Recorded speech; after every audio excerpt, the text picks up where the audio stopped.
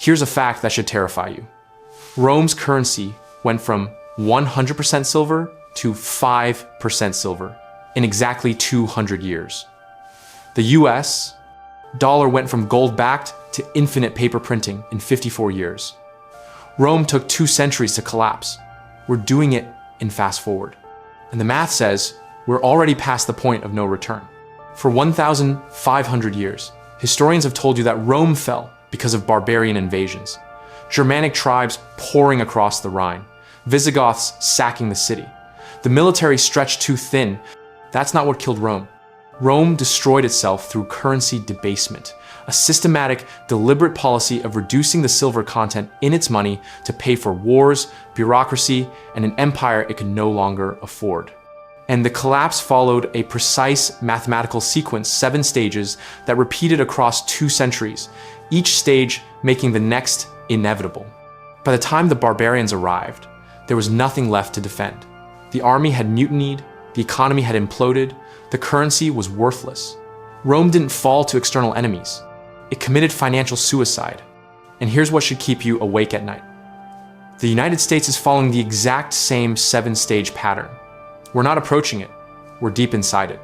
We've already completed 5 stages. And the math says stages 6 and 7 are locked in. This is the story of how currency debasement destroyed the greatest empire in history, how emperors thought they could cheat economic reality, and why every single decision America is making right now was made by Rome 1,800 years ago with catastrophic results. Welcome to Financial Detective, where we don't predict the future, we reveal the pattern.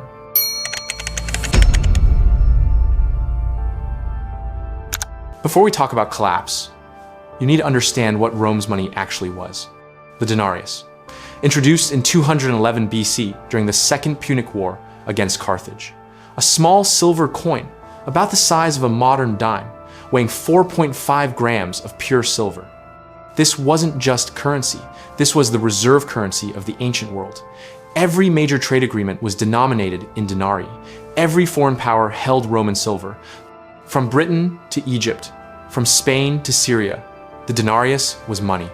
And it was real money. Not a promise, not a piece of paper backed by trust. It was 100% pure silver, intrinsic value. You could melt it down, and the metal itself was worth the face value of the coin. A Roman soldier in the 1st century AD was paid 1 denarius per day. That silver coin would buy him a day's worth of food, shelter, and necessities. And because the coin was pure silver, it held its value across the empire and across time. This is how Rome built an empire.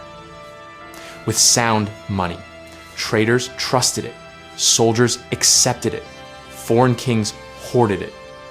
The denarius wasn't just currency, it was the foundation of Roman power. But empires expand. And expansion costs money. More soldiers, more infrastructure, more bureaucracy, more wars. And eventually, Rome faced a choice. Raise taxes, cut spending, or debase the currency. They chose debasement. And the moment they did, the 200-year countdown to collapse began.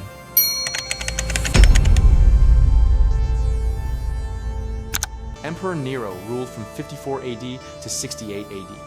History remembers him for burning Rome, persecuting Christians, and alleged madness. But his most destructive act was financial. In 64 AD, Rome was expensive. The military required 300,000 soldiers stationed across 3 continents. Public welfare programs, the grain dole fed over 200,000 people in Rome alone. Infrastructure projects, aqueducts, roads, forums. The costs were staggering. Tax revenue wasn't enough. The empire was massive, but tax collection was inefficient and corrupt. Provinces were being squeezed dry, and raising taxes further risked rebellion. So Nero made a calculation.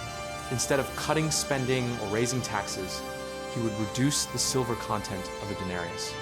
Not drastically, just a small reduction. From 100% pure silver to 90% silver with 10% copper mixed in. The coin still looked the same, still weighed the same, but it now contained 10% less silver. And because the government controlled the mints, they could produce 11% more coins from the same amount of silver. Nero's logic was simple. We need more money, so we'll make more coins. And nobody will notice because the coins look identical. This is currency debasement. And it's brilliant in the short term, catastrophic in the long term. Here's why. When you reduce the silver content by 10%, you can mint 10% more coins. The government gets 10% more purchasing power. They can pay soldiers, build monuments, fund wars. The spending continues, but the total amount of silver hasn't changed. You've just spread the same silver across more coins, which means each coin is now worth less. And once people realize this, they adjust prices upward. That's inflation. But the immediate effect? The government gets funded. The soldiers get paid. The empire continues. And Nero believes he solved the problem without raising taxes. Within 4 years, Nero was dead. But the precedent was set. Future emperors learned the lesson. When you need money, debase the currency. It's politically easier than raising taxes. And the consequences take years to appear. The trap was set. And every emperor who followed walked into it.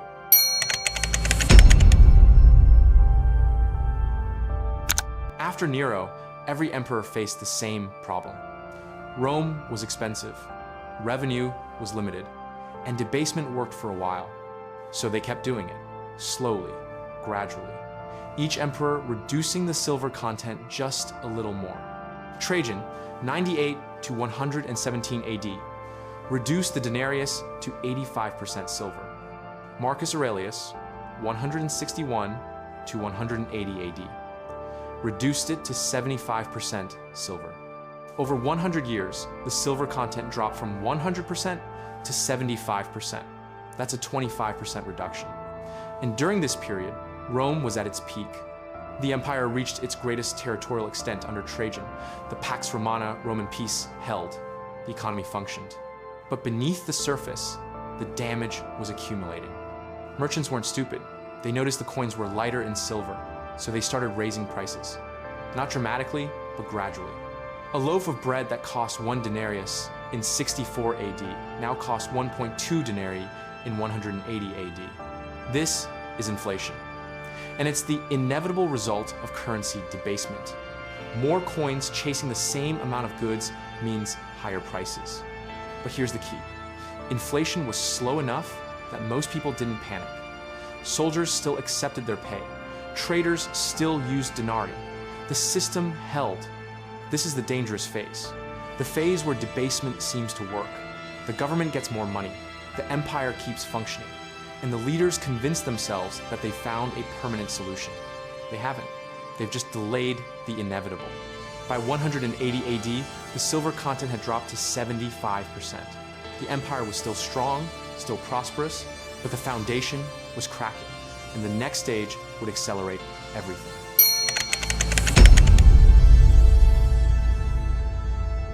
In 180 AD, Emperor Marcus Aurelius died. His son Commodus took power, and from that point forward, Rome descended into chaos. Between 180 AD and 268 AD, Rome had over 50 emperors. Most were assassinated. Some ruled for only months. The empire was in constant civil war, generals fighting generals, provinces declaring independence, enemies attacking from all sides. And every emperor needed money. Money to pay the legions, money to secure loyalty, money to fight wars on multiple fronts. So they all did the same thing. They debased the currency. Faster, harder, more desperately. Septimius Severus, 193 to 211 AD, reduced the denarius to 50% silver. Caracalla, 211 to 217 AD, reduced it to 40% silver. Gallienus, 253 to 268 AD, reduced it to 5% silver. Let that sink in. In less than 90 years, the denarius went from 75% silver to 5% silver. The coin that had been the reserve currency of the ancient world was now 95% copper, and everyone knew it. Merchants stopped accepting denarii at face value. They weighed the coins to check the silver content. Prices exploded. A loaf of bread that cost 1 denarius in 180 AD cost 50 denarii in 268 AD. This is hyperinflation, and it destroyed the economy. But the worst consequence wasn't economic. It was military. Roman soldiers were paid in denarii. 1 denarius per day had been the standard wage for 300 years. But by 268 AD, that denarius was worthless. It wouldn't buy food. It wouldn't buy supplies. It was a copper disc with no value. Soldiers mutinied. Legions refused orders. Commanders who couldn't pay their men were assassinated. The army, which had been the backbone of Roman power for 500 years, disintegrated. And when the army collapses, the borders collapse. Germanic tribes, Goths, Vandals, Alemanni started raiding across the Rhine and Danube. Not because they suddenly became more powerful, because there was nobody left to stop them. Rome had destroyed its own currency. The currency collapse destroyed the army, and the army's collapse invited invasion. This is the pattern. Currency debasement leads to inflation. Inflation destroys purchasing power. Soldiers paid in worthless money refuse to fight. The military collapses, and the empire becomes defenseless. Rome had crossed the point of no return, and the final 2 stages were inevitable.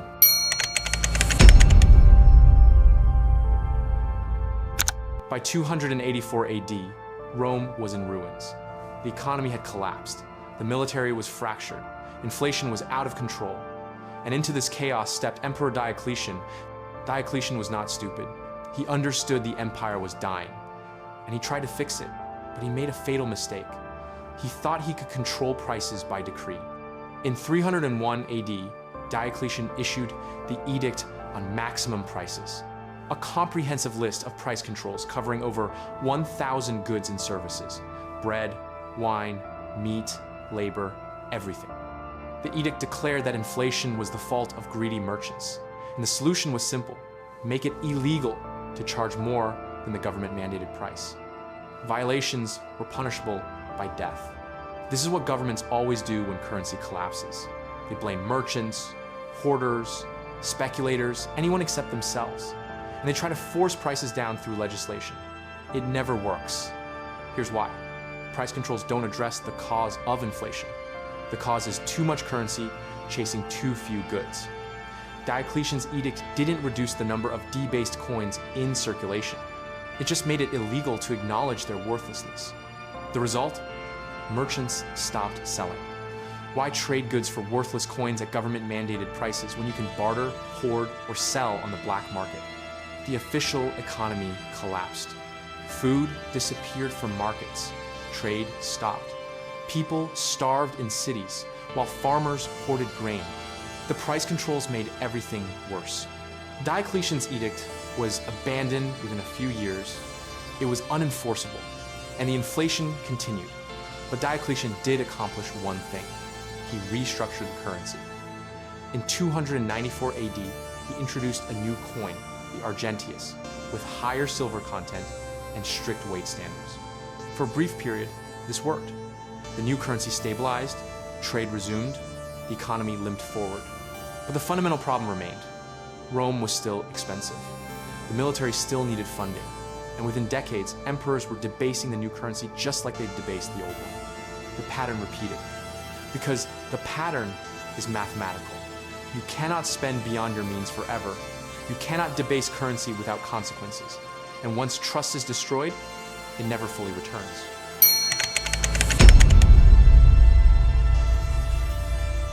By 350 AD, Rome was a shell. The economy functioned on barter. The military was mostly composed of barbarian mercenaries, foederati, paid in land, and plunder, not currency. The Western Empire no longer controlled its borders. Germanic tribes settled inside Roman territory. Some were granted land in exchange for military service, others simply took it. In 378 AD, the Visigoths defeated a Roman army at Adrianople. Emperor Valens was killed. It was the worst Roman military defeat in centuries. In 410 AD, the Visigoths sacked Rome itself. The city that had stood unconquered for 800 years was plundered. In 455 AD, the Vandals sacked Rome again. And in 476 AD, the last Western Roman emperor, Romulus Augustulus, was deposed by a Germanic chieftain named Odoacer. The Western Roman Empire was over. But here's the critical point. The barbarians didn't destroy Rome. They walked into a corpse. Rome destroyed itself through currency debasement. The debasement caused inflation. Inflation destroyed the economy. The economy's collapse bankrupted the military. And without a functioning military, the empire was defenseless. The barbarians were just the final symptom, not the cause.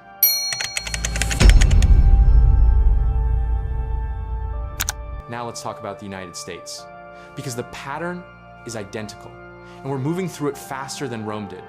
Rome took 200 years to go from 100% silver to 5% silver. The United States went from gold-backed currency to infinite paper printing in 54 years. 1971, Nixon closes the gold window. The dollar becomes pure fiat currency, backed by nothing but trust. 2000 to 2024, the money supply increases by 500%. We've printed more dollars in the last 20 years than existed in the entire history of the country before 2000. Rome debased slowly. We're doing it at hyperspeed. Let's go through the stages. In 1971, Nixon severed the dollar's link to gold. That's the equivalent of Nero's first reduction in silver content. The currency was no longer backed by anything tangible. It became a promise, backed by government credibility. From 1971 to 2000, the dollar worked. The US could print money to fund wars, welfare, and government expansion. And because the dollar was the global reserve currency, the world absorbed the inflation. Since 1971, the dollar has lost 98% of its purchasing power. What cost $1 in 1971 costs $8 today. That's gradual debasement showing up in prices. We're not in hyperinflation yet, but the trajectory is clear. Since 2020, we've printed over $6 trillion. Inflation spiked to 9% in 2022. And despite claims that it's under control, prices never came back down. The trust is eroding. Foreign central banks are diversifying away from dollars. BRICS nations are trading in local currencies. The dominance of the dollar is being questioned for the first time in 80 years. The U.S. military is still functional, but recruitment is collapsing. In 2023, the Army missed its recruitment goal by 25%. Young people don't want to serve. And military pay, while technically increasing, is losing purchasing power every year. If inflation continues, if military families can't afford housing or food, if the benefits of service erode, recruitment will collapse. And a military that can't recruit is a military in crisis. We haven't seen formal price controls yet, but we've seen rent control proposals, drug price caps, and calls to regulate corporate pricing. The rhetoric is already there. Greedy corporations are causing inflation. It's the same blame-shifting Rome used.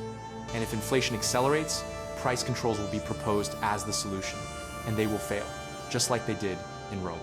This is where the pattern leads. Currency collapse, economic implosion, military dysfunction, and systemic failure. We're at stage 4, entering stage 5. Rome reached stage 7 inches, 200 years. We're compressing the timeline. The math is the same, the sequence is the same, and the outcome, unless something changes radically, will be the same.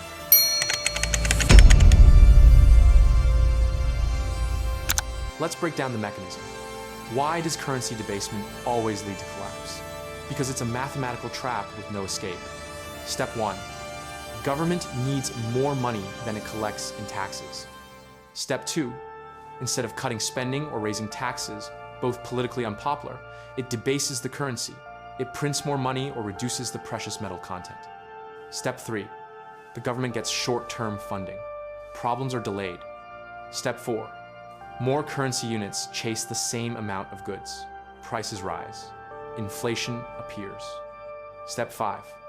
Citizens notice prices rising. They demand higher wages. Businesses raise prices further. The inflation spiral begins. Step 6. The government needs even more money to keep up with rising costs. So it debases the currency again. More money printing, more inflation.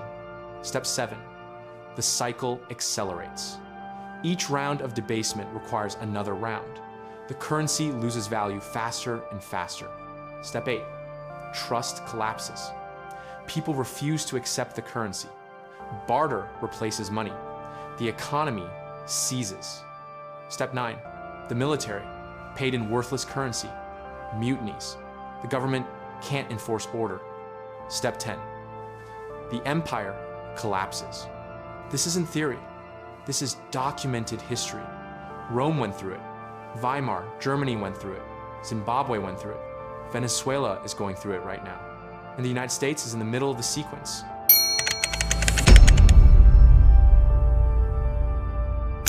Here's the argument you'll hear. We're smarter than Rome. We have central banks. We have monetary policy. We have economic models. We can manage this. No, you can't. The Federal Reserve can manipulate interest rates. It can buy bonds. It can inject liquidity, but it cannot create real wealth. It can only redistribute it. Every dollar printed dilutes the value of every existing dollar. That's mathematical reality. You can delay the consequences with complex financial engineering, but you cannot avoid them. Rome didn't have central banks, but they had the same delusion. They believed they could manage debasement. They believed gradual reduction in silver content was sustainable. They believed they were smarter than the math. They were wrong.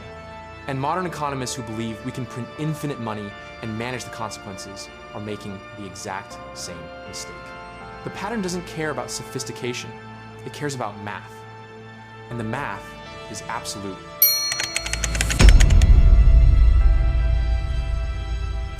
Rome's collapse wasn't a mystery. It wasn't bad luck. It wasn't the barbarians. Rome committed financial suicide through currency debasement. A 200-year process of reducing silver content, printing more coins, funding empire beyond its means, and believing the consequences could be managed. The sequence was mathematical. Stage 1 led to stage 2. Stage 2 led to stage 3. And by the time they reached stage 5, collapse was inevitable. The United States is following the same pattern. We've completed stages 1 through 3. We're in stage 4. Stage 5 is visible on the horizon. Maybe we'll find a way to stop it. Maybe we'll cut spending, restore sound money, and avoid the final stages.